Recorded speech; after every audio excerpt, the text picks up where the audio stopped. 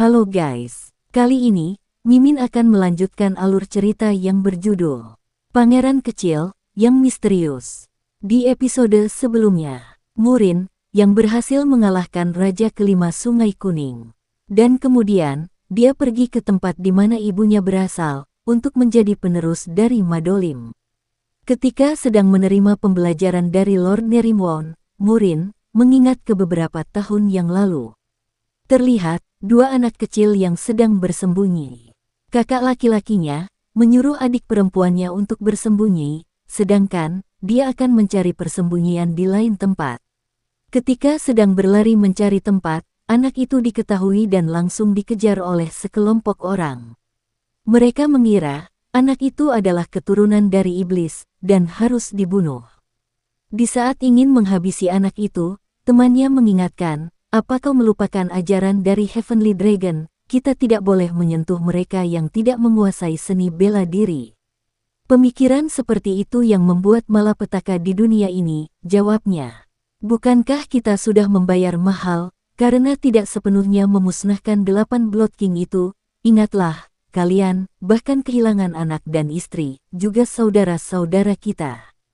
Kalau kalian tidak ingin peristiwa Blood King terulang kembali, kita harus membunuh semua manusia sialan di lembah ini. Ketika ingin menebaskan pedangnya, ada seseorang yang menyuruhnya berhenti. Aku mengerti apa yang kau rasakan, tapi bocah itu tidak bersalah, ujar master dari Jin Murin itu. Siapa kau? Apakah kau juga dari lembah tersembunyi ini? Tanya mereka. Anak itu bukan keturunan iblis.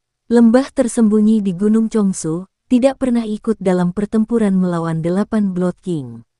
Hanya namanya saja yang berhubungan dengan Blood King, tapi sama sekali tidak ada hubungannya, jawab master dari Murin itu. Aku baru pertama kali mendengar tentang itu, apa kau memiliki bukti untuk itu? Ujarnya bertanya. Kita tidak butuh bukti apapun, bagiku, mereka semua adalah iblis yang kejam. Sebelum dia membunuh anak itu, master menyuruh Jin Murin untuk menghentikannya. Dengan kecepatan yang begitu mengerikan, Murin mendekati mereka dan mengambil seluruh senjata yang mereka bawa. Aku takkan mengatakan dua kali, ujar Murin, sambil menjatuhkan seluruh senjata yang dia ambil. Tanpa ada perlawanan sama sekali, ketika melihat kelincahan dari Murin, mereka memutuskan untuk mundur. Beberapa saat kemudian, di sebuah tebing, Murin dan masternya duduk sambil memandangi daerah itu. Sepertinya, ini adalah karmaku. Ketika aku masih muda, aku merasa kasihan kepada seorang anak laki-laki yang malang dan kemudian mengajarinya seni bela diri. Tapi, dia malah bergabung dengan 8 Blood King dan bertarung di pertempuran itu. Kau takkan melakukan hal yang sama kan? Tanya masternya itu. Seperti yang kau tahu, aku tidak punya banyak waktu lagi, jadi, aku mempunyai sebuah permintaan yang sulit untukmu. Banyak nyawa yang tak bersalah melayang di lembah ini, aku butuh bantuanmu untuk membimbing mereka. Itu tidaklah mudah, jawab Murin. Dengan tubuh Heavenly Yin dan 8 Heavenly Arts milikmu, kau pasti bisa melakukannya. Bukankah hal yang mudah untuk langsung membunuh pemimpin mereka, daripada membimbingnya, itu perlu waktu yang lama. Darah yang tumpah akan menimbulkan lebih banyak darah. Kau harus membantu mereka, dan hidup harmonis dengan dunia. Kemudian, masternya mengajak Murin untuk pergi ke Sangcheon untuk memulai hidup di sana. Berpindah ke ingatan yang lain. Masternya mengatakan, maafkan aku, maafkan atas segalanya. Raja Gunung Wuiman, dari Sangcheon, salah satu dari 10 pendekar terkuat di dunia adalah aku, ujar masternya itu. Sebuah grup bandit yang dipimpin oleh salah satu 10 pendekar terkuat, aku tidak bisa lagi hidup berdampingan dengan dunia, aku sudah menjadi musuh masyarakat. Murin, yang memikirkan, jika dia menjadi sama seperti yang masternya dulu alami. Menjadi pemimpin bandit, dan menjadi salah satu 10 pendekar terkuat di dunia. Murid pertama masterku, yang juga merupakan pemimpin dari 8 Blood King, yang menyebabkan pertumpahan darah, dan sudah merenggut banyak nyawa. Wang Uncheon. Dengan ilmu bela diri subversifnya, dia menyebabkan pembantaian 8 kekacauan yang merenggut banyak nyawa.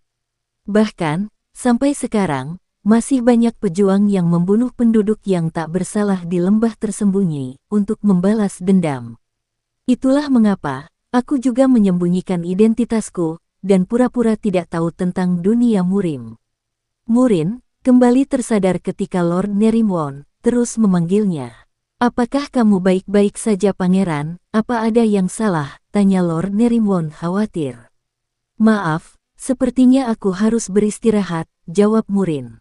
Lord Nerimwon terus menawarinya untuk menceritakan beberapa topik lagi, tetapi Murin terus menolaknya. Beberapa hari kemudian, di sebuah ruangan pertemuan Madolim, karena kita telah menyelesaikan pembelajaran dasar-dasar Murim, sudah saatnya untuk mulai menetapkan posisi pelatihan penerus. Dalam situasi ini, saya percaya bahwa membiarkan posisi penerus kosong terlalu lama bukanlah keputusan yang bijaksana. Saya menyarankan untuk mulai mengambil langkah dan menempatkannya di posisi yang strategis. Sementara itu, Lord Urimwon, meskipun dikatakan Jin Murin adalah keturunan langsung, yang penting adalah bukanlah apakah dia memiliki hubungan darah, tapi apakah dia memiliki kemampuan untuk mengambil peran sebagai penerus. Saya yakin kalian semua mengetahui ini, kemunculan tiba-tiba yang tidak terlalu positif. Bagaimana kita bisa percaya dan menerima seseorang sebagai penerus kita? Ketika kita bahkan tidak tahu dari mana asalnya, ataupun apa yang telah dia lakukan sepanjang waktu. Memang, kamu mengemukakan pendapat yang baik, kalau itu yang kalian inginkan, berikanlah tugas kepada Jin Murin, untuk memastikan kemampuannya, jawab mantan penguasa Madolim itu. Dan juga, rahasiakan apa tugasnya, sehingga tidak ada satupun orang yang ikut campur, tambahnya. Itulah mengapa saya di sini pangeran. Kalian hanya memanis-maniskan fakta, dan berpikir aku tidak cukup baik, jawab Murin sedikit kesal, cepat beritahu aku apa tugasnya. Penginapan Cheong, jawab Lord itu.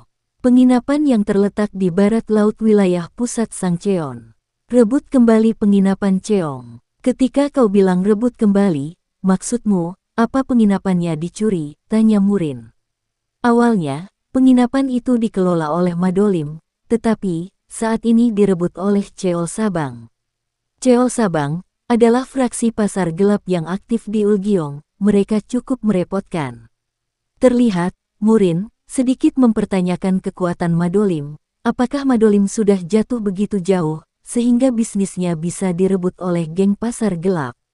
Hati-hati dengan perkataan Anda, terlihat Lord Urimwon tidak suka dengan jawaban Murin, mereka bukanlah geng pasar gelap biasa. Mengapa kau malah teriak? Balas Murin juga dengan teriak, kenapa kau malah teriak, ketika bisnismu direbut oleh geng pasar gelap rendahan, ujarnya. Maaf, aku agak sensitif terhadap suara keras, jadi kau memintaku untuk merebut kembali penginapan Cheong. Baiklah. Aku akan melakukannya, karena kau yang meminta, jadi, sampai kapan batas waktunya? 5 hari, saya memberi Anda batas waktu 5 hari.